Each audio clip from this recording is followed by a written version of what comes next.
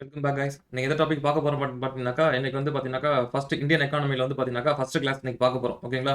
So இன்னைக்கு எந்த topic பார்க்க போறோம் அப்படின்னாக்கா, இந்தியாவில் திட்டமிடல். இது வந்து சிலபஸ்ல எக்ஸாக்ட்டா இந்த வேர்ட் வந்து மென்ஷன் பண்ணியிருக்க மாட்டாங்க. ஓகேங்களா?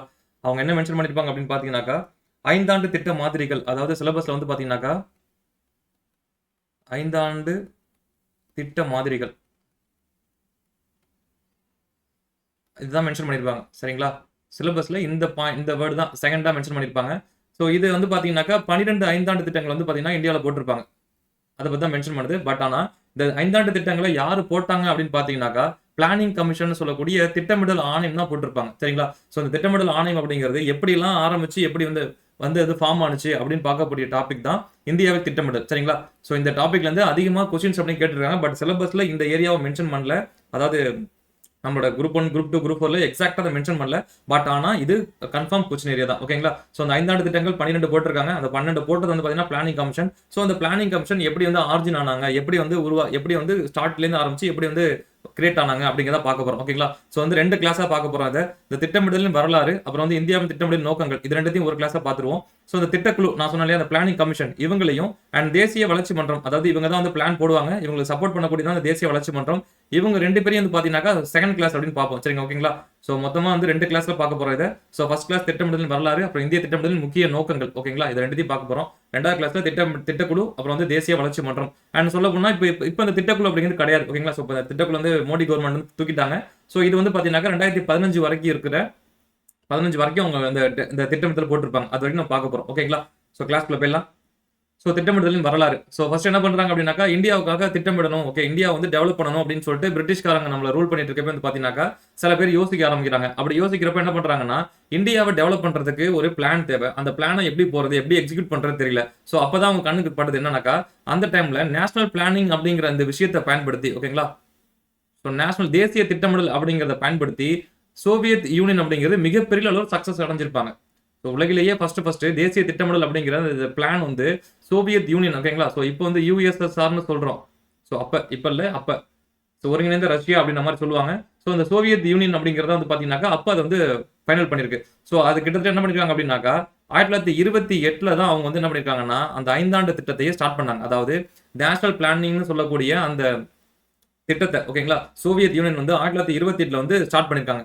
சோ அதே மாதிரி 1920 மற்றும் 30களில் கிழக்கு ஐரோப்பிய பொருளாதார வல்லுநர்கள் பிரிட்டன் மற்றும் அமெரிக்காவுக்கு புலம்பெயர்ந்த பின்னரே பொருளாதார திட்டமிடல் பற்றிய விழிப்புணர்வு உலகிற்கு ஏற்பட்டது. அதே மாதிரி கிழக்கு ஐரோப்பியாவை சேர்ந்த அந்த எக்கனாமிக்கல் அந்த வல்லுநர்கள் என்ன பண்றாங்கன்னா, பிரிட்டனுக்கும் அமெரிக்காவுக்கும் போனதுக்கு அப்புறம் தான் இந்த பொருளாதார திட்டமிடல், முதல்ல திட்டமிடல்னா என்ன அப்படிங்கிற அந்த விஷயம், எதுக்காக ஒரு நாட்டுக்கு இந்த திட்டமிடல் வந்து இம்பார்ட்டண்டா தேவைப்படுது அப்படிங்கிற அந்த விஷயம் என்ன பண்ணுது அப்படின்னாக்கா தெரிய ஆரம்பிக்குது. காலனித்துவ நாடுகள் ஜனநாயக நாடுகளும் பொருளாதார முன்னேற்றத்திற்கான ஒரு கருவியாக இந்த திட்டமிடல் முறையால் ஈர்க்கப்பட்டன. அதாவது காலனித்துவ நாடுகள் அப்படின்னாக்கா, இப்போ இந்தியா அந்த டைம்ல வந்து பிரிட்டிஷாரோட காலனித்துவ நாடா தான் இருந்திருக்கும். அப்புறம் ஜனநாயக நாடுகள், ஓகேங்களா, ஒரு அதாவது அங்க மக்களாட்சி இருக்கக்கூடிய ஒரு நாடா இருக்கட்டும். இது எப்படியாப்பட்ட நாடா இருந்தாலும் அந்த நாடு தன்னோட பொருளாதார ரீதியா முன்னேற்றத்துக்காக இந்த திட்டமிடல் அப்படிங்கிற இந்த ஐடியாலஜி என்ன பண்றாங்கன்னா ஈர்க்கப்படுறாங்க. இந்த ஐடியாலஜியை ஃபர்ஸ்ட் சொன்னது கண்டுபிடிச்சது யாருன்னு பார்த்தீங்கன்னா சோவியத் யூனியன். ஓகேங்களா? ஸோ அவங்க நேஷனல் பிளானிங் சொல்லக்கூடிய இந்த திட்டத்தை தான் ஃபர்ஸ்ட் போட்டிருக்காங்க. எப்பன்னா 1928. ஸோ இது இம்பார்ட்டன்டான ஒரு கொஸ்டின் ஏரியா. ஓகேங்களா? ஸோ அடுத்த பேஜ் போலாமா? ஸோ திட்டமிடல் ஃபர்ஸ்ட் எங்கேருந்து ஸ்டார்ட் ஆகுது அப்படின்னு பார்த்தீங்கன்னா 1928 யுஎஸ்எஸ்ஆர்ல ஸ்டார்ட் ஆகுது. ஓகேங்களா? ஸோ இதான் வந்து ஃபர்ஸ்ட் லேயர். அண்ட் அடுத்து பார்த்தீங்கன்னா 2வது இந்தியாவில் திட்டமிடல். ஸோ வந்து பார்த்தீங்கன்னாக்கா இப்போ ரஷ்யா போட்டாங்க. ஓகேங்களா? ஸோ இந்தியாவில் என்ன பண்றாங்க அப்படின்னாக்கா 1930களில் நல்லா ஞாபகம் வச்சுக்கோங்க, ரஷ்யா வந்து 1928. இப்போ 1930களில் இந்தியாவில் தேசியவாதிகள், முதலாளிகள், சோசியலிசவாதிகள் என அனைவரும் பொருளாதார திட்டமிடலின் அவசியத்தை வலியுறுத்தினர். அங்க ஆரம்பிச்ச 2 வருஷம் கழிச்சு இந்தியாவிலையும் அதுக்கான தேவை இருக்கு. இந்தியாவிலையும் நம்ம இந்த மெத்தட்ல ஃபாலோ பண்ணலாம், இல்ல இந்தியாவை இந்த மெத்தட்ல நம்ம டெவலப் பண்ண முடியும் அப்படின்னு சொல்லிட்டு என்ன பண்றாங்கன்னா இந்தியாவோட தேசியவாதிகள், முதலாளிகள், சோசியலிசவாதிகள் இவங்க எல்லாரும் அதை சொல்றாங்க. இதன் விளைவாக சுதந்திர இந்தியா ஒரு திட்டமிட்ட பொருளாதாரமாக உருவெடுத்தது. ஸோ இப்போ என்ன பண்றாங்கன்னா இதன் அடிப்படையில் தான் இந்தியா ஒரு பிளானிங் எக்கானமியா மாறுச்சு அப்படின்ற மாதிரி சொல்றாங்க. 1991, 92 பொருளாதார சீர்திருத்தங்கள் தொடங்கப்பட்ட போதிலும் அதற்கான அடிப்படை வழிகாட்டுதல்கள் ஏற்கனவே திட்டக்குழுவால் வகுக்கப்பட்டிருந்தன. என்னதான் நம்ம வந்து எல்பிஜின்னு சொல்லக்கூடிய லிபரலைசேஷன், பிரைவேடைசேஷன், குளோபலைசேஷன் வந்து பண்ணிருப்பாங்க இல்லையா? ஸோ நரசிம்மராவ் கவர்மெண்ட்ல. ஸோ அதுக்கான அடிப்படை எங்க இருந்துச்சு அப்படின்னா அந்த பிளானிங் கமிஷன்லயே போடப்பட்டிருக்கு அப்படின்ற மாதிரி சொல்றாங்க. ஓகேங்களா? இந்தியாவின் திட்டக்குழு ஒரு அரசியல் அமைப்பாக இருந்த போதிலும் அது நல்ல பொருளாதார கொள்கைகளை சுட்டிக்காட்ட தயங்கவில்லை. ஸோ வந்து அது என்னதான் வந்து பொலிட்டிக்கல் ஆர்கனைசேஷனா இருந்தா கூட அது இந்தியாவுக்கான நல்ல எக்கனாமிக் பாலிசியை வந்து பாயிண்ட் அவுட் பண்ணிருக்கு அப்படின்ற மாதிரி சொல்றாங்க. 1930களில் திட்டமிடல் என்ற இந்த கருத்து இந்தியாவின் அறிவுசார் மற்றும் அரசியல் விவாதங்களில் நுழைந்தது. ஸோ 1930ல இருந்து ஸ்டார்ட் ஆனது என்னாச்சு அப்படின்னா கொஞ்சம் கொஞ்சமா இந்தியாவோட அந்த அந்த அரசியலுக்குள்ள உள்ள புகுந்திருக்குன்னு சொல்றாங்க. அப்போது பிரிட்டிஷ் அரசாங்கம் இதில் ஆர்வம் காட்டவில்லை என்றாலும் சுதந்திரத்துக்கு பிறகு இந்தியா திட்டமிட்ட பொருளாதாரத்தை ஏற்க இந்த முன்மொழிவுகள் அடிப்படையாக அமைந்தன. இது அப்போ வந்து பிரிட்டிஷ்காரங்க வந்து இப்போ நம்ம வந்து 1930லேயே நம்ம வந்து இன்ட்ரெஸ்ட் காட்ட ஆரம்பிச்சிட்டோம். ஓகேங்களா? பட் அந்த டைம்ல நம்ம வந்து பிரிட்டிஷ்க்கு தான் அடிமையா இருந்துட்டு இருந்தோம். ஓகேங்களா? ஸோ அந்த டயத்துல பிரிட்டிஷ் அரசாங்கம் வந்து இதை செய்யறதுக்கான எந்த ஒரு இன்ட்ரெஸ்ட்டுமே காட்டல. ஆனா பின் நாட்களில் நம்ம சுதந்திரம் அடைஞ்சதுக்கு அப்புறம் நம்ம இந்தியாவை டெவலப் பண்றதுக்கு இந்த முன்மொழிவுகள் நம்ம இப்போ உருவாக்கத்துக்கு நம்ம போட போறோம் இல்லையா, அந்த முன்மொழிவுகள் இதெல்லாம் தான் ஹெல்ப் பண்ணிருக்கு அப்படின்னு நம்ம சொல்றாங்க. அடுத்து விஸ்வேஸ்வரய்யா திட்டம். ஸோ அந்த திட்டமிடுதல்ல ஃபர்ஸ்ட் பார்க்கக்கூடிய நபர் அப்படின்னா ஃபர்ஸ்ட் பார்க்கக்கூடிய திட்டம் அப்படின்னாக்கா அந்த இனிஷியேட் பண்ணது யார் பார்த்தீங்கன்னா அந்த விஸ்வேஸ்வரய்யா அப்படிங்கிற நபர் தான். ஓகேங்களா? ஸோ விஸ்வேஸ்வரய்யா இந்திய திட்டமிடலுக்கான முதல் வரைபடத்தை வழங்கிய பெருமை மைசூர் மாநிலத்தின் முன்னாள் திவான், நல்லா ஞாபகம் வச்சுக்கோங்க, மைசூர் மாகாணத்தோட முன்னாள் திவான் மற்றும் சிவில் இன்ஜினியர். ஓகேங்களா? இன்ஜினியர்ஸ் டே நம்ம இவரோட பர்த்டே எல்லாம் செலிப்ரேட் பண்றோம். ஓகேங்களா? சிவில் இன்ஜினியரான எம் விஸ்வேஸ்வரய்யா. ஓகேங்களா? ஸோ இவரோட ஒரு புக்ல என்ன புக் அப்படின்னா the planned economy of India, இந்தியாவிற்கான திட்டமிட்ட பொருளாதாரம் அப்படிதான் அந்த புக்கோட பேரு. ஸோ இந்த புக்கை 1934 வெளியிடுறாரு. அந்த புத்தகத்துல என்ன பண்றாருன்னா இந்தியாவிற்கான தனது திட்டத்தை என்ன பண்றாரு அவரு விளக்கிறாரு. ஓகேங்களா? அதுல என்ன சொல்றாரு அப்படின்னா ஜனநாயக முதலாளித்துறை அடிப்படையாக கொண்ட ஒரு திட்டம், அதாவது டெமோக்ராட்டிக் கேபிட்டலிசத்தை அடிப்படையாக கொண்ட ஒரு திட்டமிடுதல் வேண்டும் அப்படின்னும், தொழில்மயமாக்கல் அதாவது இண்டஸ்ட்ரியலுக்கு அதிகமான முக்கியத்துவம் கொடுக்கணும் அப்படின்னும், தொழிலாளர்களை விவசாயத்தில் இருந்து தொழில்துறைக்கு மாற்றுவதன் மூலம் ஒரு 10 ஆண்டுகளில் தேசிய வருமானத்தை இரட்டிப்பாக்க இலக்கு. அதாவது தொழிலாளர்களை விவசாயத்தை தான் அதிகமாக நம்பிட்டு இருக்காங்க. ஸோ விவசாயத்துல இருந்து என்ன பண்ணும் அவங்கள தொழில்துறைக்கு மாற்றணும். அப்படி மாத்தினா 10 ஆண்டுகள்ல என்ன பண்ணாங்க அவங்களோட நேஷனல் இன்கம், ஓகேங்களா, நேஷனல் இன்கம் 2 டைம்ஸ் மல்டிபிள் பண்ண முடியும் அப்படின்னு சொல்றாரு. அதாவது அந்த விவசாயிகளோட வருமானத்தை என்ன பண்ண தொழில்துறைக்கு போறதுனால அதை நம்ம இன்க்ரீஸ் பண்ண முடியும் அப்படின்னு சொல்றாரு. ஸோ அந்த சொன்ன புக் அப்படிங்கிறது the planned economy of India release ஆன வருஷம் 1934. ஸோ இந்த விஸ்வேஸ்வரய்யா திட்டம் அப்படிங்கிறது எதுக்காக சொல்லணும்னா அவரோட அந்த புத்தகத்துல ஒரு திட்டத்தை ஃபர்ஸ்ட் என்ன பண்ணிருக்காரு சொல்லியிருக்காரு. ஸோ அது 1934. ஓகேங்களா? ஸோ இந்த வருஷம் இம்பார்ட்டன்ட். ஸோ குரூப் 4ல அடிக்கடி இந்த மேட்ச் பண்ண சொல்லி தான் கேட்டு இருக்காங்க. ஓகேங்களா? ஸோ அடுத்து எஃப்ஐசிசி முன்மொழிவு. நம்ம வந்து பார்த்தீங்கன்னா ஸ்கூல் புக்கில் வந்து இவங்களை பற்றி மென்ஷன் பண்ணிருக்க மாட்டாங்க. டேரக்டாக வந்து பார்த்தீங்கன்னாக்கா அடுத்தது வந்து பார்த்தீங்கன்னாக்கா காங்கிரஸ் பிளான் அப்படின்னு போயிடுவாங்க. பட் இதுக்கு நடுவில் வந்து பார்த்தீங்கன்னாக்கா எஃப்ஐசிசியோட ஒரு திட்டமிடுதலுக்கான அவசியத்தையும் அவங்க சொல்லியிருப்பாங்க. ஓகேங்களா? ஸோ இது வந்து பார்த்தீங்கன்னாக்கா இங்கிலீஷ் புக்கில் சொல்லியிருக்காங்க. ஸோ ஓகேங்களா? ஸோ 1934 இந்திய முதலாளிகளின் அமைப்பான இந்திய வர்த்தக மற்றும் தொழில்துறை கூட்டமைப்பு, இந்த எஃப்ஐசிசிஐனா இதுதான் அப்ரிவேஷன், தேசிய திட்டமிடலின் அவசியத்தை பரிந்துரைத்தது. அக்காலகட்டத்தில் எஃப்ஐசிசியின் தலைவர் என்ஆர் சர்கார் இந்தியா போன்ற பின்தங்கிய நாட்டிற்கு பொருளாதார வளர்ச்சிக்கு விரிவான திட்டம் அவசியம் என்று கூறினார். திட்டமிடுதல் செயல்முறை ஒருங்கிருக்க ஒரு உயர் அதிகாரமிக்க தேசிய திட்டக்குழுவை, தேசிய திட்டக்குழுவை அமைக்க அவர் அழைப்பு விடுத்தார். அப்போ என்பிசின்னு சொல்லக்கூடிய நேஷனல் பிளானிங் கமிஷன் ஒன்று அமைக்கணும் அப்படின்னு சொன்னது யார் அப்படின்னு பார்த்தீங்கன்னாக்கா இந்த என்ஆர் சர்கார் தான். ஓகேங்களா? ஸோ எம்ஜி ரானடே, தாதாபாய் நவ்ரோஜி போன்ற தேசியவாதிகளும் சிந்தனைகளும் சோவியத் நாட்டின் திட்டமிடல் சோதனைகளும் இந்திய முதலாளித்த வர்க்கத்தின் மீது இந்த திட்டமிடல் சிந்தனைக்கு வலு சேர்த்தன. ஸோ எம்ஜி ரானடே, தாதாபாய் நவ்ரோஜி கூட என்ன பண்ணிருக்காங்க இதுக்கு சப்போர்ட் பண்ணிருக்காங்க. ஓகேங்களா? அடுத்து காங்கிரஸ் திட்டம். ஸோ காங்கிரஸ் திட்டம் என்ன சொல்றாங்கன்னா தேசிய திட்டமிடல் குழு. ஸோ இது வந்து பார்த்தீங்கன்னா ஆல்ரெடி வந்து பார்த்தீங்கன்னா எஃப்ஐசிசியை சொல்லிட்டாங்க இந்த மாதிரி ஒன்று கிரியேட் பண்ணுங்கன்னு. ஸோ அக்டோபர் 1938 இந்திய தேசிய காங்கிரஸ் தலைவரான சுபாஷ் சந்திர போஸ் அவர்கள் முயற்சியில் உருவாக்கப்பட்டது. அப்போ இதுக்கான அந்த இனிஷியேட்டிவ் எப்போ எடுக்கிறாங்கன்னா 1938 எடுக்கிறாங்க, அக்டோபர் மாதம். ஸோ இந்த டயத்தில் வந்து பார்த்தீங்கன்னாக்கா இந்திய தேசிய காங்கிரஸோட ஐஎன்சியோட லீடராக இருக்கக்கூடிய சுபாஷ் சந்திர போஸ் என்ன பண்ணுறாரு அதுக்கான முயற்சி எடுக்கிறாரு, ஒரு குழு அமைக்கிறாரு. அந்த குழு பேர் தான் தேசிய திட்டக்குழு, அதாவது நேஷனல் பிளானிங் கமிஷன். ஓகேங்களா? நல்லா ஞாபகம் வச்சுக்கோங்க. என்பிசின்னு சொல்லக்கூடிய அந்த குழு அமைக்கிறாரு. அந்த குழுக்கான தலைவராக யாரை போறாரு அப்படின்னு பார்த்தீங்கன்னா ஜவஹர்லால் நேருவை போடுறாரு. ஓகேங்களா? ஜவஹர்லால் நேரோட தலைமையில் அந்த குழுவை போடுறாரு. குழுவை போடுறது யாருன்னா சுபாஷ் சந்திர போஸ். ஸோ இதோட நோக்கம் என்ன சொல்றாங்கன்னா பொருளாதாரத்தின் அனைத்து முக்கிய துறைகளையும் உள்ளடக்கிய உறுதியான வளர்ச்சி திட்டங்களை உருவாக்குதல், இதான் அதோட நோக்கம். அண்ட் அதோட உறுப்பினர்கள் வந்து பார்த்தீங்கன்னாக்கா 15 உறுப்பினர்கள் இருக்கிறாங்க. அதில் 29 துணை குழுக்களும் மொத்தமாக 350 உறுப்பினர்களும் இருந்தாங்க. இதில் தொழிலதிபர்கள் டாடா, பிர்லா அண்ட் விஞ்ஞானிகள் மற்றும் கல்வியாளர்கள் போன்றவர்கள்லாம் இதில் இருந்திருக்காங்க. அண்ட் 2ஆம் உலகப்போர் மற்றும் வெள்ளையனை வெளியேற இயக்கத்தின் காரணமாக, ஓகேங்களா, ஸோ இதே டயத்தில் வந்து பார்த்தீங்கன்னா 2ஆம் உலகப்போர் அந்த 1940s வந்து பார்த்தீங்கன்னா நம்ம வந்து வெள்ளையனை வெளியேற இயக்கம் அப்படிங்கலாம் நம்ம ஸ்டார்ட் பண்ணியிருப்போம். ஸோ இதனால இந்த காரணத்தினால என்ன பண்ணிருக்காங்க நேரு உள்பட்ட அனைத்து உறுப்பினர்களும் கைது செய்யப்பட்டனால இந்த என்பிசியோட பணிகள் அப்படிங்கிறது பாதி நின்று போச்சு. ஓகேங்களா? ஸோ இதோட ஃபைனலாக இதோட அறிக்கை அப்படிங்கிறது 1949, அதாவது நம்ம சுதந்திரம்லாம் அடைஞ்சதுக்கு அப்புறம் தான் பண்ணிருக்காங்க இந்த ரிப்போர்ட் அப்படிங்கிறத ரிலீஸ் பண்ணியிருக்காங்க. ஓகேங்களா? அடுத்து என்ன சொல்றாங்க அப்படின்னாக்கா சுதந்திரத்துக்கு முந்தைய இதர முக்கிய குழுக்கள், ஸோ இது இல்லாம சில முக்கிய குழுக்கள் கூட இந்த டயத்துல இருந்திருக்கு அப்படின்ற மாதிரி சொல்றாங்க. ஓகேங்களா? ஸோ இது வந்து அவ்வளவு இம்பார்ட்டன்டா இல்லை. ஸோ ஸ்கூல் புக்ஸ்ல எங்கேயும் மென்ஷன் பண்ணல. பட் ஆனால் எக்ஸாம் பாயிண்ட் ஆஃப்ல கொஞ்சம் இம்பார்ட்டன்ஸ், அதனால இங்க எடுத்து வச்சிருக்கேன். ஓகேங்களா? ஸோ என்ன சொல்றாங்கன்னா போருக்கு பிந்தைய மறுசீரமைப்பு குழு. ஓகேங்களா? ஸோ ஜூன் 1941 போட்டிருக்காங்க. அண்ட் அடுத்து இதெல்லாம் கவர்மெண்டால போடப்பட்டது. அடுத்து வந்து பார்த்தீங்கன்னா பொருளாதார நிபுணர்களின் ஆலோசனை குழு 1941 ராமசாமி முதலியார் அவங்களால அமைக்கப்பட்டது. இது ஒரு சிந்தனை குழுவாக அமைக்கப்பட்டது. ஓகேங்களா? திங்க் டேங்க் அப்படிங்கிற மாதிரி சொல்றாங்க. அண்ட் திட்டமிடுதல் மற்றும் மேம்பாட்டுத்துறை 1944ல தேஷித் தவால் ஓகேங்களா அவரால் வந்து உருவாக்கப்பட்டுச்சு. அண்ட் அடுத்து என்ன பார்த்தீங்கன்னாக்கா இது வந்து 1946 வந்து கலைக்கப்பட்டுடுச்சு. அண்ட் ஆலோசனை திட்ட வாரியம் அட்வைசரி பிளானிங் போர்டுன்னு சொல்லக்கூடியது 1946 அக்டோபர்ல வந்து பார்த்தீங்கன்னாக்கா திட்டப்பணிகளை ஆய்வு செய்து பரிந்துரை வழங்க இந்திய அரசாங்கத்தால் நியமிக்கப்பட்டது. ஓகேங்களா? ஸோ இந்த 4 இம்பார்ட்டன்ட். அதில் 2, 3 மட்டும் பார்த்தீங்கன்னா நபர்கள் மென்ஷன் பண்ணியிருக்காங்க. அதோட தலைவர்கள் மென்ஷன் பண்ணியிருக்காங்க. ஸோ இது 2 பார்த்துக்கோங்க. ஓகேங்களா? ஸோ இது வரைக்கும் இதில் கொஸ்டின் கேட்டதில்ல. பட் மோஸ்ட் இம்பார்ட்டன்ட் மாதிரி தான் தெரியுது. ஓகேங்களா? அடுத்தது பார்த்தீங்கன்னா பாம்பே திட்டம். ஸோ இந்தியாவிற்கான பொருளாதார வளர்ச்சி திட்டம் plan of India economic development for India என்பது இந்த திட்டத்தின் அதிகாரப்பூர்வ பெயராகும். ஸோ வந்து இந்தியாவிற்கான பொருளாதார வளர்ச்சி திட்டம் இதான் அதோட அஃபிஷியல் நேம் அப்படின்னு சொல்றாங்க. 1944 மற்றும் 40ஆம் ஆண்டுகளில் வெளியிடப்பட்டது. ஓகேங்களா? ஸோ வந்து பார்த்தீங்கன்னா அதை கிரியேட் பண்ணது 1940 அப்படிங்கிற மாதிரி ஸ்கூல் புக்ஸ்ல இருக்கும். ஓகேங்களா? ஸோ இந்தியாவின் முன்னணி முதலீட்டாளர்கள் 8 பேர். இந்த 8 பேர் அப்படிங்கிறது ரொம்ப ரொம்ப இம்பார்ட்டன்ட். அப்போ பாம்பே திட்டம் எத்தனை பேரால் உருவாக்கப்பட்டுச்சுன்னா 8 பேர். அது வந்து பார்த்தீங்கன்னாக்கா and Thakur Das and JRD tata அப்புறம் ஜிடி பிர்லா அப்புறம் வந்து லாலா ஸ்ரீராம் கஸ்தூரிபாய் லால்பாய் அப்புறம் ஏடி ஷராஃப் அப்புறம் அதேஷ்வால் தலால் மற்றும் ஜான் மத்தாய் இவங்கெல்லாம் வந்து பார்த்தீங்கன்னாக்கா அதில் இருந்திருக்காங்க. அண்ட் என்ன சொல்லியிருக்காங்க அப்படின்னாக்கா தேசிய திட்டக்குழு அதாவது இதுக்கு முன்னாடி போட்ட அந்த 1938 போட்டிருப்பாங்க இல்லையா காங்கிரஸ் இந்திய தேசிய காங்கிரஸ் அவங்களும் அண்ட் பாம்பே திட்டக்குழு இரண்டும் சுதந்திர இந்தியாவின் பொருளாதாரத்தை விடமிக்க சில முக்கிய அம்சங்களில் உடன்பட்டன. இவங்க 2 பேருமே சில விஷயங்களை ஒத்து போயிருக்கு அப்படின்ற மாதிரி சொல்றாங்க. ஓகேங்களா? என்ன அப்படின்னு பார்த்தாக்கா ஒன்று விவசாய சீரமைப்பு.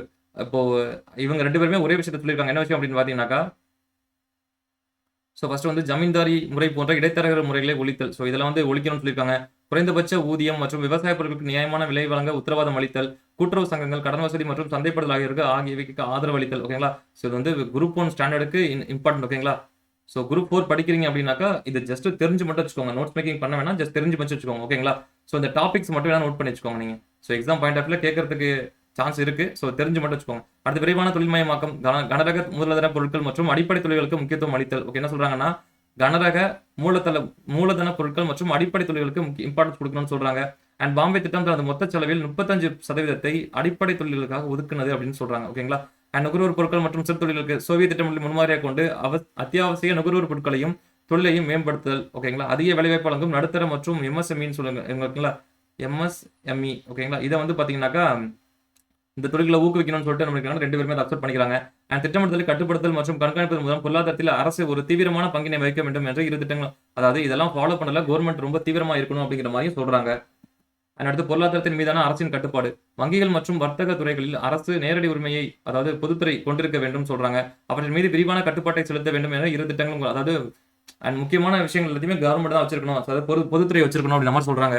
அண்ட் சமூக நலன் இருக்க 2 திட்டங்களுமே சமூக நலனுக்கு பெரிய அளவிலான நடவடிக்கைகள் எடுக்க பரிந்துரைத்தன. ஓகேங்களா? ஸோ சமூக நலன் சொல்லக்கூடிய அந்த வேலை வாய்ப்பு அண்ட் குறைந்தபட்ச ஊதியம், அடிப்படை வசதிகள், கல்வி மற்றும் காப்பீடு, மானியம் இதுக்கெல்லாம் வந்து பாத்தீங்கன்னாக்கா இம்பார்ட்டன்ஸ் கொடுக்கணும் அப்படின்ற மாதிரி சொல்றாங்க. ஓகேங்களா? அடுத்து பொருளாதார சமத்துவமின்மை குறைத்தல். ஓகேங்களா? எக்கனாமிக்கலி இன்இக்வாலிட்டியை குறைக்கணும்னு சொல்றாங்க. பொருளாதாரத்தில் நிறுவனம் கடுமையான ஏற்றத்தாழ்வுகளை குறைக்க 2 திட்டங்களும் ஒப்புக்கொண்டன. ஒன்று வந்து பாத்தீங்கன்னாக்கா வரி விதிப்பு, அதாவது பாத்தீங்கன்னாக்கா வளர்வீத வரி விதிப்பு. உங்களோட சேலரி இன்க்ரீஸ் ஆச்சு அப்படின்னாக்கா உங்களோட டாக்ஸும் இன்க்ரீஸ் ஆகும். ஓகேங்களா? ஸோ தான் அதாவது சேலரி இன்க்ரீஸ் ஆச்சுன்னா டாக்ஸ் இன்க்ரீஸ் ஆகும். ஓகே வருமான வரியில் சொல்லுவோம் இல்லையா? ஸோ அதே மாதிரி உங்களோட பொருளாதாரம் வருது அதிகமாச்சு அப்படின்னா உங்களோட வரியை கட்டுறதும் அதிகமாக இருக்குன்னு சொல்றாங்க. செல்வம் குவிவதை தடுத்தல். ஓகேங்களா? அந்த நாட்டோட செல்வம் அப்படிங்கிறது ஒரே ஆள்கிட்ட குவியறது என்ன பண்றாங்க அப்படின்னாக்கா தடுக்கணும் நம்ம சொல்றாங்க. சமத்துவமின்மை உள்நாட்டு சந்தையை முடக்கும் என்பதால் அது விரும்பத்தக்காத ஒன்றாக கருதப்பட்டது. ஸோ வந்து சமத்துவமின்மை அப்படிங்கிறது அந்த உள்நாட்டு சந்தையை வந்து முடக்கிறோம். ஸோ அதனால வந்து பண்ணிருக்காங்கன்னா அது வந்து விரும்பாம இருந்திருக்காங்க. ஓகேங்களா? ஸோ 7 விஷயமும் வந்து பாத்தீங்கன்னாக்கா நேஷனல் பிளானிங் கமிஷனுக்கும் அதாவது 1938 போடப்பட்ட இந்திய தேசிய காங்கிரஸ்ல போடப்பட்டதுக்கும் அண்ட் வந்து பாத்தீங்கன்னாக்கா பாம்பே ஓகேங்களா? ஸோ பாம்பே பிளானுக்கும் 2த்துக்கும் காமனா இருக்கக்கூடிய முக்கியமான விஷயங்கள்னு சொல்றாங்க. சரிங்களா? அடுத்து காந்திய திட்டம். ஸோ காந்திய திட்டம் அப்படிங்கிறது பாத்தீங்கன்னா 1944 வந்திருக்கு. ஸோ வந்து உருவாக்கம் காந்திய பொருளாதார சிந்தனைகள் அடிப்படையில் ஸ்ரீமன் நாராயணன் அகர்வால். ஓகேங்களா? SR நாராயணன் கூட சொல்லுவாங்க. SR அகர்வால். ஓகேங்களா? SN அகர்வால். சரி, இவர் வந்து பாத்தீங்கன்னாக்கா SN அகர்வால்னு கூட சொல்லுவாங்க. ஸோ 2மே ஒண்ணா. ஸ்ரீமன் நாராயணன் அகர்வால். ஓகேங்களா? அவரால் 1944 திட்டம் உருவாக்கப்பட்டுச்சு. யாரோட சிந்தனையோட அடிப்படையில்னா காந்தியோட பொருளாதார சிந்தனை அடிப்படையில் உருவாக்கப்பட்டுச்சு. திட்டம் விவசாயத்துக்கு முக்கியத்துவம் கொடுத்திருக்கு. இதுவரைக்கும் கொடுத்தாலும் நம்ம பார்த்தோம் அதிகமான தொழில்துறைக்கு அதிகமான இம்பார்ட்டன்ஸ் விவசாயத்தை கொடுத்துருக்காங்க. பட் பெரிய அளவில் கொடுக்கல. ஓகேங்களா? ஆனா அது மாதிரி பாத்தீங்கன்னாக்கா தொழில்மயமாக்கல், கனரக மற்றும் பெரிய தொழில்களை ஆதரித்த மற்றும் பம்பாய் திட்டம் ஆதரித்த NPC மற்றும் பம்பாய் திட்டம் ஆகியவற்றை போலல்லாமல் இத்திட்டம் குடிசை மற்றும் கிராம அளவிலான தொழில்களை ஊக்குவிப்பதோடு தன் தனித்துவமைகளை நிறுத்தி கொண்டது. ஸோ நாங்க சொன்ன மாதிரி பாம்பே பிளான் அப்படிங்கிறது தொழிலாளர்கள் போட்டது. என்பிசியுமே வந்து பாத்தீங்கன்னாக்கா தொழிற்சாலைகளை தான் அதிகமா வந்து இம்பார்ட்டன்ஸ் கொடுக்க சொல்லியிருப்பாங்க. பட் ஆனா இவங்க அண்ட் குடிசை தொழில்களுக்கு அதிகமா இம்பார்ட்டன்ஸ் கொடுக்கணும் அப்படின்ற மாதிரி சொல்றாங்க. ஓகேங்களா? அண்ட் அடுத்து பொருளாதார அமைப்பு. இந்தியாவிற்கு சுயசார்பு கொண்ட பொருளாதார கிராமங்களை கொண்ட ஒரு பரவலாக்கப்பட்ட பொருளாதார அமைப்பை இது முன்மொழிந்தது. அதாவது சுயசார்பு கொண்ட கிராமங்கள். நீங்க பாருங்க, கிராமங்களுக்கு அதிகமான இம்பார்ட்டன்ஸ் கொடுக்குறாங்க. ஓகேங்களா? ஸோ அதனால வந்து இது காந்திய திட்டம் அப்படிங்கிற மாதிரி பிளான் பண்றாங்க. அடுத்து என்பிசி மற்றும் பம்பாய் திட்டத்தினான கருத்து வேறுபாடுகள். நம்ம ஆல்ரெடி பார்த்தோம். நேஷனல் பிளானிங் கமிஷன், அதாவது பாத்தீங்கன்னா 1938 இந்திய தேசிய காங்கிரஸ் உருவாக்கப்பட்ட என்பிசியும் அண்ட் 1944 கொண்டு வரப்பட்ட பம்பாய் திட்டம். ஓகேங்களா? சோ இது ரெண்டும் ஒரு சில விஷயத்தை ஒத்து போகுதுன்னு நம்ம ஆல்ரெடி பார்த்தோம். ஆனா இது ரெண்டுமே வந்து பாத்தீங்கன்னாக்கா இந்த காந்தியன் பிளானோட வந்து பாத்தீங்கன்னாக்கா முரண்படுது. ஓகேங்களா? சோ இந்த காந்தியன் பிளானோட வந்து பாத்தீங்கன்னா முரண்படுது. சோ எங்கெங்க எல்லாம் முரண்படுது அப்படின்னு பாத்தீங்கன்னாக்கா அண்ட் காந்தியவாதிகளின் எதிர்ப்பு. காந்தியவாதிகள் எதெல்லாம் எதிர்க்கிறாங்க அப்படின்னாக்கா அந்த மத்திய திட்டமிடல், பொருளாதாரத்தில் அரசின் ஆதிக்கம், தொழில்மயமாக்கலுக்கு அதிக முக்கியத்துவம் தருதல் போன்ற என்பிசி மற்றும் பம்பாய் திட்டத்தின் கருத்துக்களை காந்தியவாதிகள் ஏற்கவில்லை. சொன்ன மாதிரி மத்திய அரசோட அந்த திட்டமிடல் பிளான் ஓகே எல்லாமே அவங்க தான் பண்ணணும். பொருளாதாரத்துல அரசோட ஆதிக்கம் ரொம்ப அதிகமா இருக்கு. தொழில்மயமாக்கலுக்கு அதிகமாக பெரிய பெரிய இண்டஸ்ட்ரீஸ்க்கு அதிகமாக நீங்க முக்கியத்துவம் தரீங்க அப்படிங்கிற மாதிரியான என்பிசி மற்றும் பம்பாய் திட்டத்தோட பிளான் வந்து என்ன பண்றாங்கன்னா இவங்க ஏத்துக்கல. இயந்திரங்கள், வணிகமயமாக்கல் மற்றும் மத்திய அரசு அதிகாரம் ஐரோப்பிய ஆதிக்கத்தால் இந்திய மக்கள் மீது திணிக்கப்பட்ட நவீன நாகரிகத்தின் சாபக்கேடுகள் என்று காந்தி. ஸோ வந்து காந்தி என்ன பண்ணியிருப்பாருன்னா இயந்திரமயமாக்கல் அப்படிங்கிறது பெரிய சாபக்கேடு அப்படின்ற மாதிரி சொல்லியிருப்பாரு. ஓகேங்களா?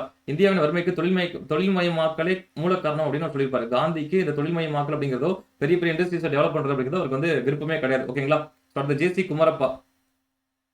ஸோ இவர் வந்து 12th புக்ல வந்து பாத்தீங்கன்னா எக்கனாமிக்ஸ் பார்ப்பீங்க. ஜே.சி. குமரப்பா இவர் என்ன சொல்றாரு அப்படின்னா 15 உறுப்பினர்களை கொண்ட என்பிசியில் இருந்து ஒரே காந்தியவாதியான ஜே.சி. குமரப்பா தொழில்மயமாக்கல் திட்டங்களை பற்றி விவாதிக்க என்பிசிக்கு உள்ள அதிகாரத்தை கேள்வி எழுப்பி முட்டுக்கட்டையை ஏற்படுத்தினார். நவீன தொழில்மயமாக்கலை கட்டுப்படுத்துவதும் அதை ஒழிப்பதுமே காங்கிரசின் தேசிய முன்னுரிமை என்று அவர் கூறினார். ஓகே, இவர் வந்து பாத்தீங்கன்னா இவரோட கருத்தை சொல்லியிருக்காரு. நேருவோட தலையீடு. பின்னர் ஜவஹர்லால் நேரு இதில் தலையிட்டு குடிசை தொழில்களுக்கு பாதிப்பு ஏற்படாத வரை பெரிய அளவிலான தொழில்களை ஊக்குவிக்கலாம் என்று பெரும்பாலான என்பிசி உறுப்பினர்கள் கருவதாக கூறி இந்த முட்டுக்கட்டையை தீர்த்து வைத்தார். சோ அப்படி ஒரு பிரச்சனை வந்தப்போ என்ன பண்ணிருக்காரு அப்படின்னா சின்ன சின்ன எம்எஸ்எம்இக்கு எந்த மாதிரியான பிரச்சனை, அதாவது குடிசை தொழில்களுக்கு எந்த பிரச்சனையுமே வராம பெரிய தொழில்களும் வந்து ஊக்குவிக்கலாம் அப்படின்னு நம்ம என்ன பண்ணிருக்காரு, ஜவஹர்லால் நேரு தலையிட்டு இதை வந்து முடிச்சு வச்சிருக்காரு. ஓகேங்களா?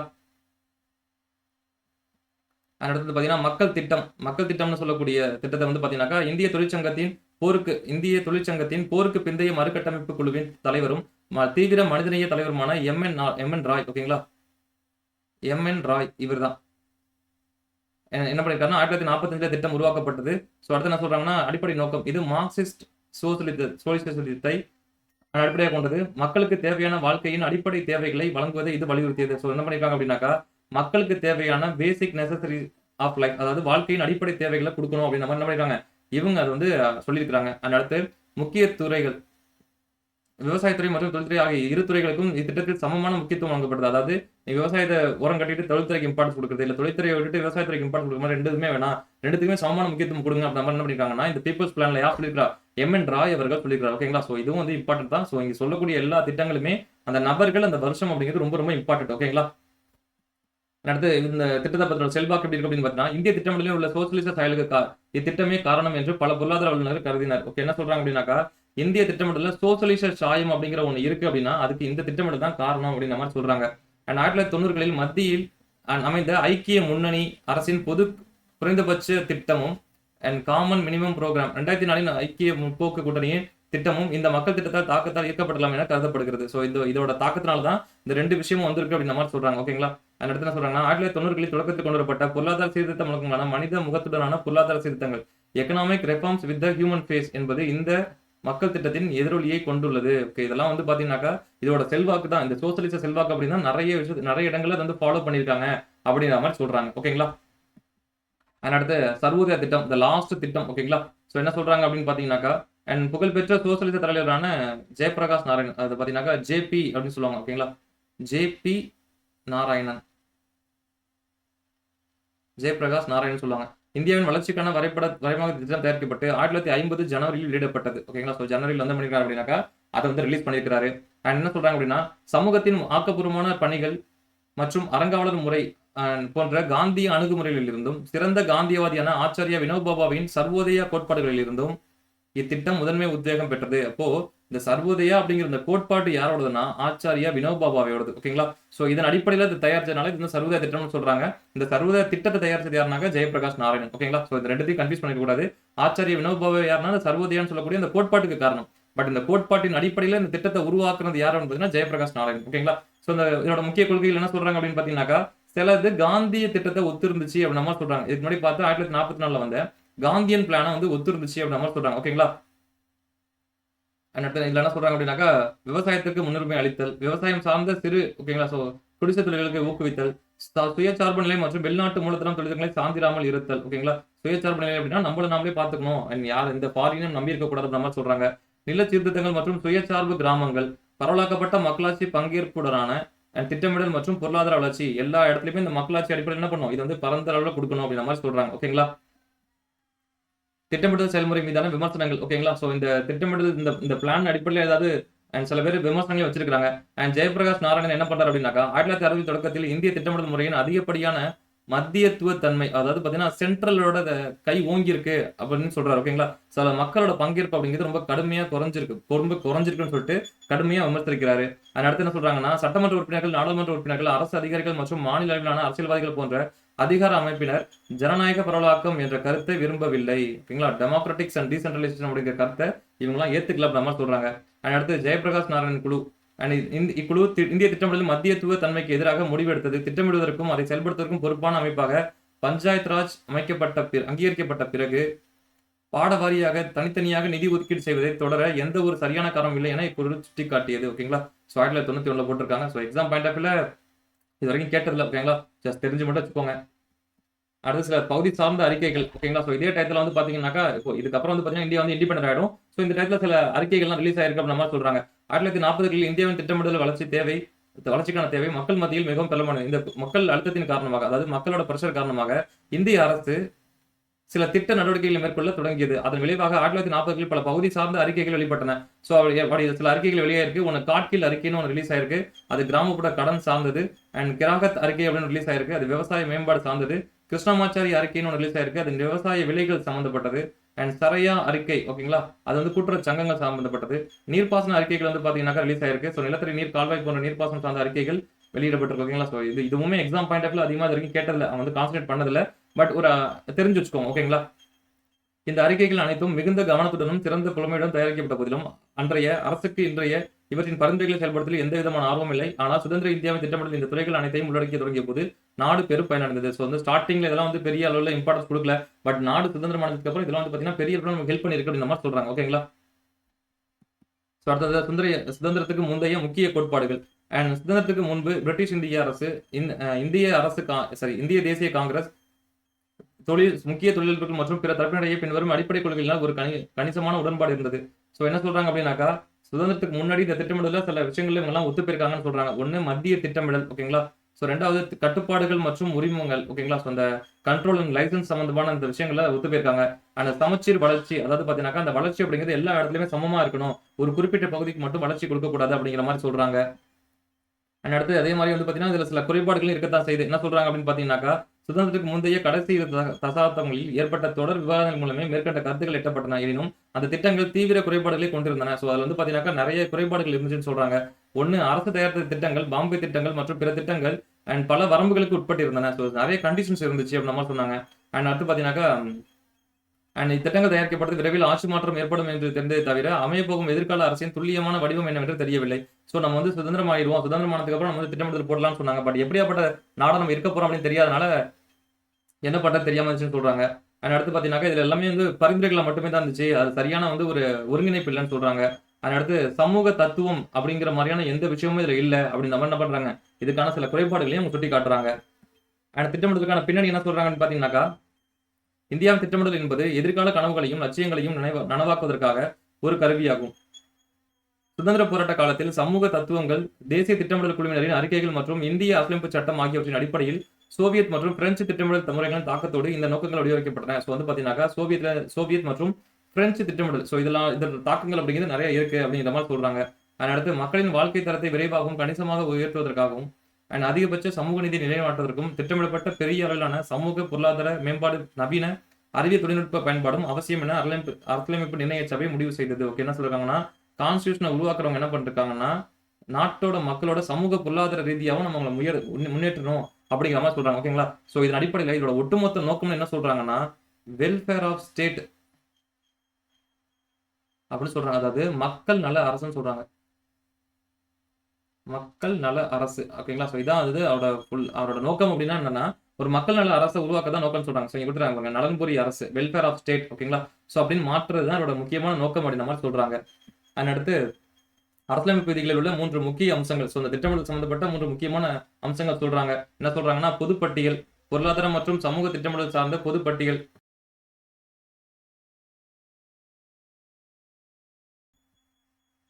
ஸோ பொதுப்பட்டியல். ஓகேங்களா? ஸோ பொதுப்பட்டியல் அப்படிங்கிறது பார்த்தீங்கன்னாக்கா மத்திய மாநில அரசு 2 பேருமே என்ன பண்ணிக்கலாம், அதில் வந்து சட்டங்கள் போட்டுக்கலாம்னு சொல்றாங்க.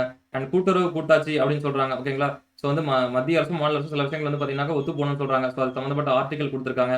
அண்ட் ஒரு மக்கள் நல அரசு. ஓகேங்களா? ஸோ நலன்புரி அரசு அப்படிங்கிறத அடிப்படை கோட்பாட்டிலே வந்து பார்த்தீங்கன்னா சொல்றாங்க. ஓகேங்களா? அண்ட் திட்டமிடுதலின் 6 முக்கிய நோக்கங்கள். ஸோ இந்த டாபிக் வந்து எக்ஸாம்ல கேட்கறதுக்கு வாய்ப்பு இருக்கு. ஓகேங்களா? ஸோ இது என்ன சொல்றாங்க அப்படின்னாக்கா இந்திய திட்டமிடலோட 6 முக்கிய நோக்கங்கள் என்னன்னு சொல்றாங்க. 1 பொருளாதார வளர்ச்சி. ஓகேங்களா? ஸோ 2வது வறுமை ஒழிப்பு அப்படிங்கிறது. 3வது வேலைவாய்ப்பு உருவாக்கம். ஓகேங்களா? ஸோ பொருளாதார வளர்ச்சின்னு என்ன சொல்றாங்கன்னா பொருளாதாரத்தில் உற்பத்தி திறனை தொடர்ச்சியாக ஸோ நம்மளோட உற்பத்தி திறனை தொடர்ச்சியா அதிகரிப்பது தான் என்ன சொல்றாங்க முக்கிய நோக்கம்னு சொல்றாங்க. அண்ட் அதே மாதிரி இது இன்று வரையிலும் எதிர்காலத்திலும் எவ்வித சந்தேகமின்றி மிக முக்கியமான நோக்கமாக தொடரும். ஸோ இப்ப இல்ல, எப்பொழுதுமே இந்தியாவோட முக்கியமான நோக்கம், திட்டமிடல் நோக்கம் அப்படின்னா பொருளாதார வளர்ச்சி தான் இருக்குன்னு சொல்றாங்க. அடுத்து என்ன சொல்றாங்கன்னா வறுமை ஒழிப்பு.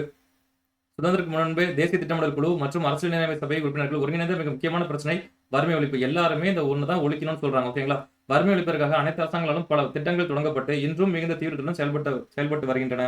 உதாரணமாக 2006 ஐக்கிய முற்போக்கு கூட்டணி ஒரு நாடாளுமன்ற சட்டம் இயற்றப்பட்டு தேசிய, அதாவது பாத்தீங்கன்னாக்கா மகாத்மா காந்தி தேசிய ஊரக வேலைவாய்ப்பு உறுதி திட்டம் சொல்லுவாங்க இல்லையா? ஸோ அதுதான் சொல்றாங்க. ஓகேங்களா? 2005 சட்டம் இயற்றி 2006 கொண்டு வந்திருப்பாங்க. அண்ட் வேலைவாய்ப்பு உருவாக்கும். ஏழை மக்களின் வறுமையை ஒழிப்பதற்காக மிகச்சிறந்த பொருளாதார கருவி வேலைவாய்ப்பு வழங்குவதாகும். ஸோ வறுமையை ஒழிக்கணும்னா ஸோ மேல உள்ள இந்த 2வது பாயிண்ட் நம்ம தூக்கணும் அப்படின்னாக்கா இந்த 3வது பாயிண்ட்டை கொடுத்தாகணும். என்னது? வேலைவாய்ப்பு கொடுத்தாகணும். இது வறுமை ஒழிப்பு நோக்கத்தின் ஒரு அங்கமாகவே பார்க்கப்படுகிறது. ஓகேங்களா? அண்ட் 4th என்ன சொல்றாங்கன்னா பொருளாதார சமத்துவமின்மை கட்டுப்படுத்துதல். ஸோ இந்தியாவில் தனிநபர்களுக்கு இடையேயும் பிராந்தியங்களுக்கு இடையேயும் நிலவும் பொருளாதார ஏற்றத்தாழ்வுகளை குறைப்பது மற்றும் திட்டமிடுதலின் மிக முக்கியமான நோக்கமாக ஏற்றுக்கொள்ளப்படுகிறது. ஓகே, என்ன சொல்லிருக்காங்கன்னாக்கா மனிதங்களுக்கு இடையுமே. ஓகேங்களா? ஸோ 2 நபர்களுக்கு இடையிலுமே வேறுபாடு இருக்கு. அதே மாதிரி 2 இடங்களுக்கு இடையிலுமே வேறுபாடு இருக்கு. இப்போ தமிழ்நாட்டுக்கு கேரளாவுக்குமே எக்கனாமிக்கலா வேறுபாடுகள் இருக்கு. ஓகேங்களா? அந்த ஏற்றத்தாழ்வுகளை குறைக்கணும் அப்படின்னு மாதிரி சொல்றாங்க. இதை அடைவதற்காக அரசாங்கம் பல புதுமையான ஒரு பொருளாதார கொள்கைகளை இயற்றியுள்ளன. சில நேரங்களில் அரசியலமைப்பின் அடிப்படை உரிமைகளின் மோதலுடன் ஏற்படுத்தியுள்ளது. ஸோ இந்த சமத்துவமின்மை குறைக்கணும் அப்படின்னாக்கா சில இடங்களில் நம்ம பாகுபாடு காட்டணும்னு சொல்லக்கூடிய அந்த சில அடிப்படை உரிமைகள் என்ன பண்ணுது, மோதுது அப்படின்ற மாதிரி சொல்றாங்க. ஓகேங்களா? அடுத்து சுயசார்பு நிலை. 1930-40களில் தேசியவாதிகள், முதலாளிகள், என்பிசி ஆகியோருடைய பொருளாதாரத்தில் சுயசார்பு அடைய வேண்டும் என்ற தீவிர விருப்பம் இருந்தது. ஸோ எல்லாருக்குமே என்ன பண்ணாங்க, நம்ம வந்து சுயசார்பு எந்த நாட்டையும் சார்ந்திருக்க கூடாது அப்படின்ற மாதிரி சொல்றாங்க. ஓகேங்களா? ஜவஹர்லால் நேரு குறிப்பிட்டது போல சுயசார்பு என்பது உலக பொருளாதாரத்தில் அடிப்பணிந்த நிலையில் இருப்பதை விட எதிர்ப்பதை தவிர சர்வதேச வர்த்தகத்தை தனிமைப்படுத்துவது அல்ல. பொருளாதார ஏகாதிபத்தியத்தை தவிர்க்கும் நோக்கில் சர்வதேச வர்த்தகம் ஊக்குவிக்கப்பட வேண்டும் அப்படின்னு சொல்றாரு. உலக வர்த்தக அமைப்பிற்கு பிந்தைய உலகமயமாக்கப்பட்ட தொழிலில் இந்தியா இன்னும் பொருளாதார அனைத்து துறைகளிலும் சுயசார்புக்காகவும் உலகளாவிய கூட்டு தேவைகளுக்காகவும் நிவர்த்தி செய்யவும் பாடுபடுகிறது. ஸோ இன்னமும் நம்ம வந்து சுயசார்பா ஃபுல்லா மாறல, பட் மாறதுக்கு என்ன பண்ணிருக்கோம், நம்ம வந்து மாறிட்டு இருக்கோம்னு சொல்றாங்க. அடுத்து நவீனமயமாக்கல். பாரம்பரிய பொருளாதாரத்தை நவீனமாக்குவது முதன்மை இலக்காக வைக்கப்பட்டது. அதாவது பாத்தீங்கன்னா நவீனமயமாக்கல்னா பழைய சார்ந்த அந்த விஷயங்களே பயன்படுது. இன்னமும் வந்து பாத்தீங்கன்னா அந்த ஏற்கலப்பை பயன்படுத்திட்டு இருக்கிறது, அப்புறம் வந்து அந்த பழைய உரங்களே பயன்படுத்திட்டு இருக்க மாதிரி இல்லாம நவீனத்துக்கு மாறணும் அப்படின்ற மாதிரி சொல்றாங்க. ஓகேங்களா? குறிப்பாக விவசாயத்துறையில அது பண்ணணும்னு சொல்றாங்க. பண்ணை தொழில்நுட்பங்கள் உடைய அடுத்து அதே போல் கல்வித்துறையிலும் நவீன கல்வி முறையை கொண்டு வரணும். அது எஜுகேஷன்லயும் வந்து பாத்தீங்கன்னா வேலைவாய்ப்பு தகுந்த மாதிரி எஜுகேஷன் கொண்டு வரணும்னு சொல்றாங்க. நவீன அறிவியல் மற்றும் தொழில்நுட்பத்தின் முக்கியத்துவத்தை இந்தியா ஏற்றுக்கொண்டது. பொருளாதாரம் தொழில்துறையை அதன் முதன்மை உந்து சக்தியாக, அதாவது பிரைம் மூவிங் ஃபோர்ஸ் அப்படின்னு சொல்றாங்க. ஓகேங்களா? அறிவியல் மற்றும் தொழில்நுட்பத்தில் மாறி வரும் காரணங்களை ஏற்றுக்கொள்வது அவசியமாகிறது. ஸோ வந்து இதுவுமே இம்பார்ட்டன்ட். இந்த 6 பாயிண்ட் வந்து பாத்தீங்கன்னாக்கா இதுக்கான அவசியத்தை வந்து பண்ணுது சொல்லுதுன்னு சொல்றாங்க. ஓகேங்களா? ஸோ இந்த திட்டமிடலோட லாஸ்ட் என்ன சொல்றாங்க அப்படின்னாக்கா இந்தியாவில் இந்த திட்டமிடல் நோக்கங்கள் பரந்தவை மற்றும் காலத்திற்கு ஏற்ப மாறக்கூடியவை. ஓகேங்களா? இந்த திட்டமிடலுக்கான நோக்கங்கள் எதுக்காக திட்டமிடல் அப்படின்னாக்கா இந்த நோக்கங்கள்லாம் சொல்றாங்க எதுக்காக நம்ம வந்து திட்டமிடல் அப்படின்னு சொல்லிட்டு. ஸோ இந்த நோக்கங்கள் அப்படிங்கிறது காலத்துக்கு காலம் மாறும். ஓகேங்களா? ஒரு விஷயம் முடிஞ்சிச்சு அப்படின்னா வேற ஒரு விஷயம் புதுசா அந்த டைம்ல என்ன பண்ணும், ஆட் ஆகிட்டு வரும்னு சொல்றாங்க. ஒரு திட்டம் முடிவுன்றது அடுத்த திட்டத்திற்கான இலக்குகள் தானாகவே இதுல இருந்து அமைந்துடுக்கான. ஸோ என்ன பண்றாங்கன்னா இப்போ ஒன்று சக்சஸ் பண்ணி முடிச்சோம்னா அடுத்ததுக்கான தேவை இதுல இருந்து ஆரம்பிச்சுட்டு சொல்றாங்க. இந்த நோக்கங்கள் அனைத்தும் இந்திய அரசியலமைப்பின் முகப்புரை அண்ட் அரசியலமைப்பு ஏற்படுத்தும் கோட்பாடுகள், டிபிஎஸ்பி அண்ட் அடிப்படை வரம்புகள் மற்றும் அடிப்படை கடமைகள். ஓகேங்களா? அடிப்படை உரிமைகளில் ஸோ அடிப்படை கடமைகள் மற்றும் உரிமைகளில் உரிய இடத்தை பெற்றுள்ளன. சுதந்திர போராட்ட வீரர்களின் லட்சியங்கள் இந்திய திட்டமிடல் முறையின் ஆன்மாவாக திகழ்கின்றன. ஓகேங்களா. ஸோ இவங்களோட அந்த லட்சியங்கள் தான் நம்மளோட திட்டமிடல மிக ஆன்மாவாக, ஓகேங்களா. ஸோ சோல் மாதிரி இருக்கு அப்படின்னு சொல்றாங்க. மேற்கண்ட திட்டக்குழுவின் நோக்கங்கள் அனைத்தும் பின்னர் ரத்து செய்யப்பட்டு, நான் சொன்ன மாதிரி இவங்க இந்த திட்டக்குழுவோட நோக்கங்களை என்ன பண்ணிட்டாங்கன்னா இப்போ கிடையாது. 2015 வந்து தூக்கிட்டாங்க. ஸோ திட்டக்குழு அப்படிங்கிறது இப்போ கிடையாது. ஸோ இப்போ வந்து பார்த்தீங்கன்னா நித்தி ஆயோக் அப்படிங்கிற இந்த அமைப்பு தான் இந்த திட்டமிடல் அப்படி இந்த பணியை வந்து பண்ணிட்டு இருக்காங்க. ஓகேங்களா. ஸோ ஒட்டுமொத்த மற்றும் கூட்டாட்சி தத்துவத்தின் அடிப்படையிலான இந்த புதிய திட்டமிடல் நோக்கங்கள் இந்திய அரசால் உருவாக்கப்பட்டுள்ளன. ஸோ வந்து பார்த்தீங்கன்னாக்கா இப்போ வந்து பார்த்தீங்கன்னா இந்த திட்டக்குழு கிடையாது. கிட்டத்தட்ட 1950 உருவாக்கப்பட்டு 2015 வந்து வரைக்கும் வந்து கிட்டத்தட்ட 12 5 இயர்ஸ் பிளான்ஸை போட்டிருப்பாங்க. ஓகேங்களா. ஸோ 2015 வந்து பார்த்தீங்கன்னாக்கா ஸோ நித்தி ஆயோக்னு சொல்லக்கூடிய இந்த அமைப்பு, ஓகேங்களா. ஸோ இந்த அமைப்பு தான் வந்து பார்த்தீங்கன்னா இந்தியாவுக்கான திட்டமிடல் அப்படிங்கிறத பண்றாங்க. ஓகேங்களா. அதுக்கு முன்னாடி நேஷனல் பிளானிங் கமிஷன் தான் திட்டமிடலை பண்ணிட்டு இருக்காங்க. ஸோ இப்போ வந்து பார்த்தீங்கன்னாக்கா இந்த நித்தி ஆயோக் பண்றாங்க. ஓகேங்களா. ஸோ இப்போ இது வரைக்கும் நம்ம வந்து பார்த்தீங்கன்னாக்கா இதை பார்த்துருக்கோம். ஸோ நெக்ஸ்ட் கிளாஸ் வந்து பார்த்தீங்கன்னாக்கா நேஷனல் பிளானிங் கமிஷன் என்னன்னு பார்க்கலாம். அதே மாதிரி பார்த்தீங்கன்னா நேஷனல் டெவலப்மெண்ட் கவுன்சில், இந்த 2 பேரையும் பார்த்துட்டோம் அப்படின்னாக்கா நெக்ஸ்ட் 5 இயர் பிளான்ஸை ஃபுல்லாக பார்த்துடலாம். ஓகேங்களா. ஸோ அடுத்த கிளாஸ்ல மீட் பண்ணலாம் கைஸ். பை. இந்த கிளாஸ் விட முடிஞ்சிருச்சு. ஸோ இந்த கிளாஸ் அப்படிங்கிறது குரூப் 1 ஸ்டாண்டர்டுக்கு கொஞ்சம் டெப்த்தாக தான் இருந்திருக்கும். ஸோ ஆனால் குரூப் 4 லெவலையுமே இந்த டாப்பிக்ல அதிகமான கொஸ்டின்ஸ் ரிப்பீட்டாக வந்துட்டு இருக்கு. ஸோ நான் நடத்துறப்பே சொல்லியிருப்பேன் எது கொஞ்சம் டெப்த்தாக இருக்குன்னு சொல்லிட்டு. ஸோ அதெல்லாம் மட்டும் ஜஸ்ட் ஓவராலாக நீங்கள் தெரிஞ்சு வச்சுக்கிட்டு மற்ற டாப்பிக்லாம் என்ன பண்ணீங்கன்னா நீங்கள் நோட் மேக்கிங் பண்ணி வச்சுக்கோங்க. ஓகேங்களா. So bye guys.